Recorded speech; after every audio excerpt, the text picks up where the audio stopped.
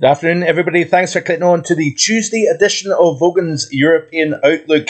We have got a rather autumnal feel to the weather across, particularly the north, while we've got something a little bit more decent, a little bit more resembling late August in the south. But before we continue with the video, hit that like button and subscribe if you haven't already done so. These are the temperature anomalies for the first 20 days of the month, so it's hard to believe that we've got essentially 11 days of meteorological summer to go.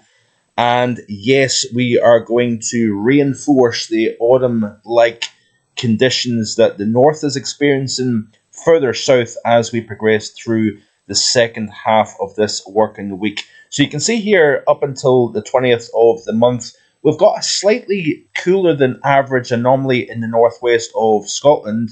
But while we've got the warmer than average, especially the further south and east you go over the country. In terms of Ireland, it's close to average with exceptions of the far south where you can see a little area of warmer than average conditions. But these are this is the current visible satellite imager, and we've got blustery conditions, showery conditions across particularly north and west of the country. And the culprit shows up very nicely indeed in this visible satellite imagery. You can see this lovely little curl just to the west of Scotland here. That is bringing the blustery conditions today and the somewhat cool, fresh feel to the air as well. Plenty of showers rattling in this unstable air mass across Ireland, Northern Ireland, Scotland, and northwestern parts of England as well. This is the latest radar imagery of weather online. You can see here some fairly lively showers rattling through the western central belt at the moment, especially piling in through Argyll, Loch Aber, into the West Highlands here, really up and down the western side of Scotland in particular. We're seeing some very lively showers blowing in on that stiff west to southwesterly wind. We've also got some very lively showers, probably embedded thunder and lightning and hail mixed in with these as well across parts of Ireland and Northern Ireland, and also parts of Western England here. We've got an area of convection here also just to the south of the Humber, extended from the Wash up into the North Sea. We've also got an old frontal system here draped across the north of France. Also, this is the pressure chart looking at 1310 UTC on the mediocele. So you can see this area of low pressure, not overly deep, but it is containing some fairly gusty winds, I must say, associated with this feature. And that is going to be the theme through the remainder of this week, unfortunately, especially the further north and west you go over the UK. We're going to see the remnants of Ernesto mixing into the pattern as well. But this is the chart of the Met Office showing Ernesto just to the east-northeast of Newfoundland here. We've got this little feature just to the west of Scotland here containing the gusty winds and heavy showers. There's the two cold fronts, one occluded front, one cold front here, moving southeastwards. And the response to that is we're seeing a drop in the temperatures even across further south areas. But you can see here 15, 16s at best, 17, 18 with some firn effect along the Murray coast here. We've got these gusty winds blowing over the Grampians here, allowing some compressional warming over the hills here and allowing the warmest temperatures anywhere in Scotland to be along the coast. But only 12, as you can see here at Loch Liscarnock. We've only got 12 at Tulloch Bridge as well. If you factor in the wind, you can see here that we have got a little bit of a chill in the air. Real field temperatures of minus 3.4 up at Cairngorm at 4,000 feet with a current temperature of 3.5. Aviemore feeling closer to 10 Celsius here. Also Loch Liscarnock feeling at 10 degrees. And even in the central belt, Glasgow Airport only reporting 11 Celsius with a wind chill of 7.8. So that fresh autumn feeling is definitely in the air this afternoon. But you can see here as we go further south, temperatures not too bad. 20 Celsius at Bridlington on the Yorkshire coast here. So again, those winds crossing over the Pennines, allowing the temperatures to be the warmest the further east and the further south you go. We've even got temperatures of a pleasant 25 Celsius at Norwich. So Not everywhere is feeling the autumn feel for sure. We definitely have some summer warmth to be had across the far southeast of the country here. But I think as we progress through the rest of this week, that is going to change. Looking at the current wind speeds in kilometres per hour, we've got some very gusty winds here, as can be seen here, especially along the western side of Scotland here, and exposure of that wind. Also the western side of Ireland, we've got a fairly blustery day along the Atlantic coast to speak about too. So, what is going to happen over the next few days here? You can see here off the pressure chart of the Met Office, as we play through that area of low pressure that we've got at the moment, it's going to push through. Then we've got another system moving in. Now we've got the main low just to the south of Iceland. Here's the remnants of Ernesto here. These two features never combine, it looks like, according to the models. So therefore, we're not going to get this very deep area of low pressure like we've seen in the past with ex-Hurricane Katia, Ophelia of 2017, where we had this system congregate into a baroclinic area of low pressure. Looks as if the two centres remain detached from one another, but nonetheless, it is going to see a squeeze in the isobars. Heavy rain and gale force winds are definitely going to be the story Thursday into Friday. And then it looks as if we are actually going to see that feature moving through and another system moving in behind that as well. And then we're left in a legacy of northwesterly winds. Remember I said to you about a week ago now that if anything, Ernesto is going to reinforce the trough over the northeast Atlantic, and it's going to generally provide a very, very cool and generally unsettled theme as we progress through the course of this working week. And certainly that appears to be playing out very, very nicely indeed. Remember what I said back at the end of July for the August forecast, and essentially even back to the end of May with the summer forecast, that August is going to be a complex month when it comes to the tropics. We've seen Debbie that actually helped, not directly, but indirectly helped bring 34.8 Celsius to the southeast of the UK. We stayed on the cool side in the northwest of the British Isles, and generally speaking, we've had August play out almost exactly as expected. Cooler and more unsettled in the north, drier, warmer across the south, and almost a textbook August pattern for the British Isles as well as for Ireland also. Now, the summer maximum here at the house is 24.1. I don't expect to see that being broken before we reach the 1st of September. The good news, however, is that it looks as if the trough is going to try and slide westwards over the Atlantic as we move into next week. So the final days of August into the first few days of September looks as if we have an opportunity to heat back up once again with the trough sliding to the west, and I'll show you that in just a second. But let's have a look and see what the models are indicating. Let's have a look at the ARPEG model today. These are a couple of charts that I had pulled up from yesterday. So here's the ARPEG. There's that little feature just to the west-northwest of Scotland here, bringing the blustery showers into the north and west of the country. As we play through this loop here, you can see that system kind of just swings through the northern half of the British Isles, and then we've got this mass of rain.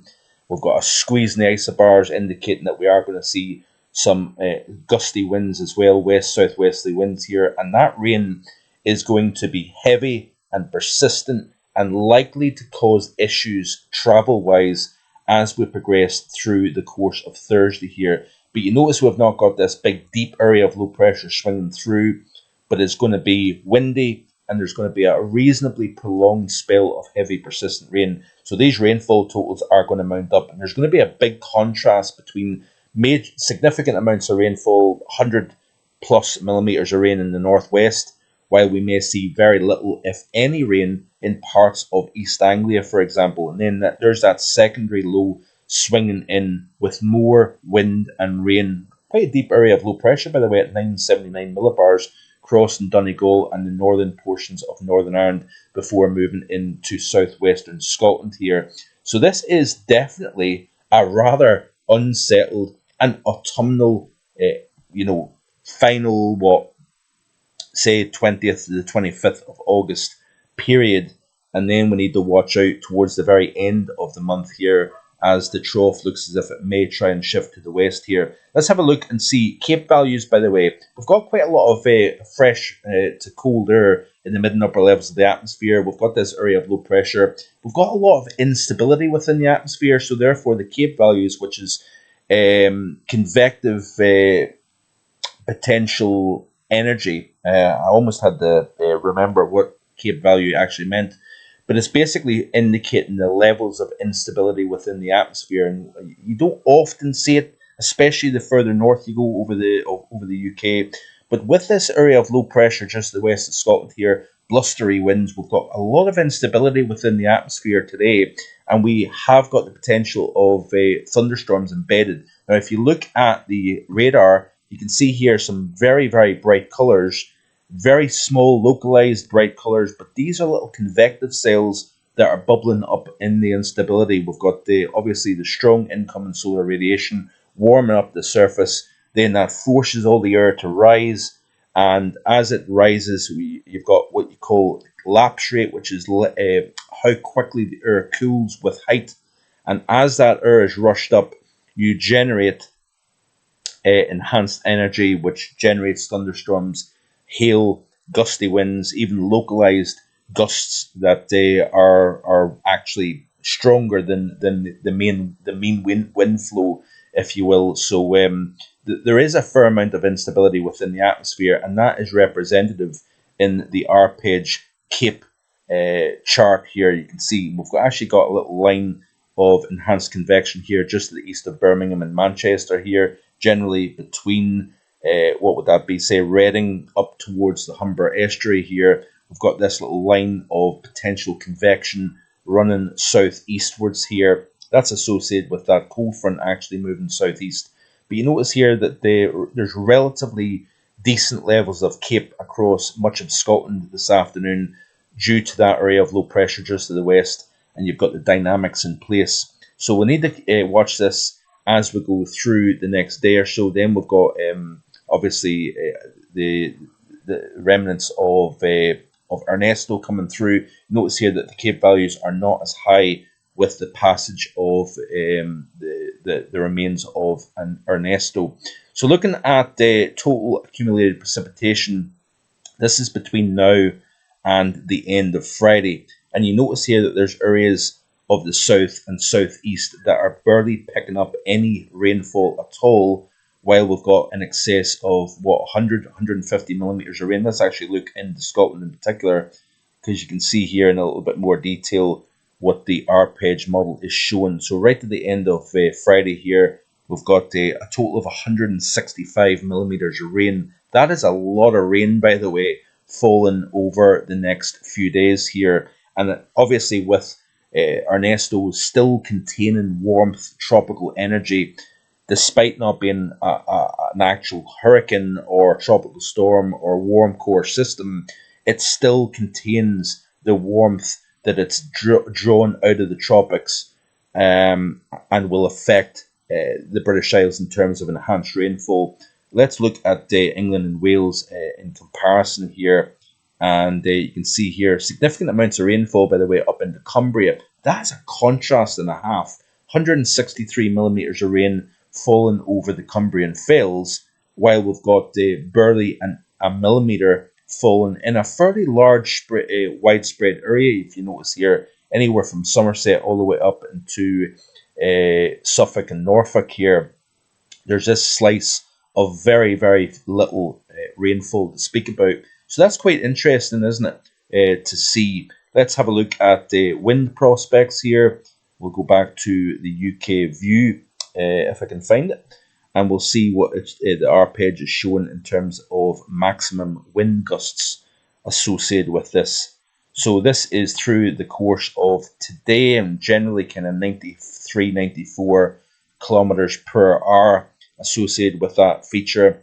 It swings through, and then we've kind of still got fairly brisk conditions during the course of Wednesday, and then it's as we see the remains of Ernesto moving in, we're going to see an increase in wind. So that main area of low pressure is up near Iceland. This is the remains of Ernesto here. It never deepens properly, so therefore we don't have anything major to speak about in terms of wind. But you notice here that we do nonetheless have some fairly gusty winds along the west coast of Ireland, 106 kilometres per hour. Probably stronger winds offshore. If you notice here, if I go back a couple of frames, it's indicating here maybe about 100 miles off the west coast of Ireland. We've got a wind gust of 113 kilometres per hour. Over the hills, we're obviously going to see stronger wind gusts associated with this. But then the system rattles through. You notice here that the wind speeds are increasing, probably in effect of the hills and the terrain. The winds can accelerate through little gaps and valleys and etc., etc., and that can accelerate the winds, especially if they're aligned with the geography.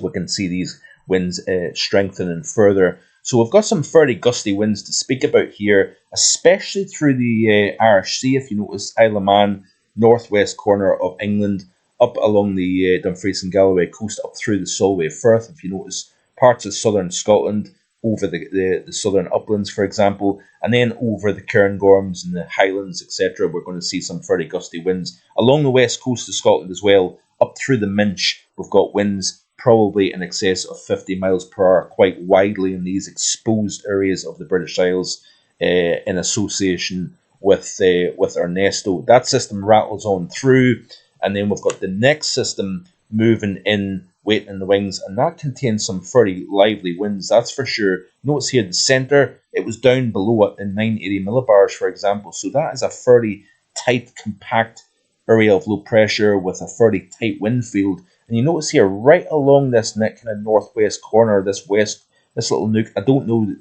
exactly the geography, and I do apologise for that, but certainly this little nook here in the Atlantic coast of Ireland looks as if it's containing, right on the southern flank of the circulation, wind speeds in excess of 135 kilometres per hour. So that's what, about in excess of 70 miles per hour, 80 miles per hour. So that is certainly going to be notable and noticeable as we go through the latter half of the week. So Ernesto clears through during the course of Thursday. Then we've got this next feature moving through. So some fairly windy and wet conditions to come during the middle and second half of this week. Remember, I was saying to you about how Ernesto was going to help deepen the trough over the northwest Atlantic. There's the feature here. There's the ridge in between the remnants of Ernesto and the trough just to the south of Iceland here. Notice here, as it breaks across the top of the high, then it moves towards the UK. We've got a strong jet stream, big contrast in temperature between the mid-Atlantic and Greenland here. And then, as you notice here, towards the latter half of this week, with the remnants of Ernesto, followed by another deep area of low pressure, that trough is going to deepen quite substantially, bringing brisk, windy conditions and fresher conditions to all of the UK during the latter half of this week here. But notice here, as we play towards the early portions of next week, notice here the trough starts to centre itself to the west of the UK and Ireland out over the Atlantic.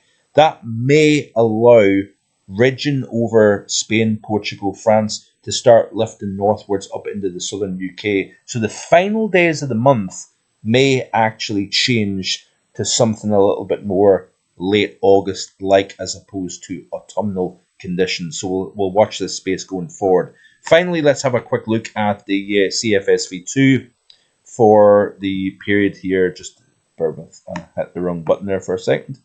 Let's go back to the Europe view here and look at week 1. So no surprise, deep trough over the majority of the UK and Ireland between the 20th and 27th of the month. Into week 2, you can see here that ridging becomes a little bit better established. This is a period into the first couple of days of September. Then into week 3, you can see here that we have got the period 3rd through the 10th of September showing ridging, especially across more northern areas of the British Isles, if you notice here. That's quite interesting. We'll look at September in the coming days to come as well, by the way. Let's have a look at the precipitation. And you can see here, week 1, no surprise, very wet, especially the further north over the UK you go. Drier, the further south you go. Look at Spain and Portugal, France, much of Western Europe, mainland is fairly dry. Very, very wet, especially across Scotland and Norway, as well as Ireland, Northern Ireland, and Northern England.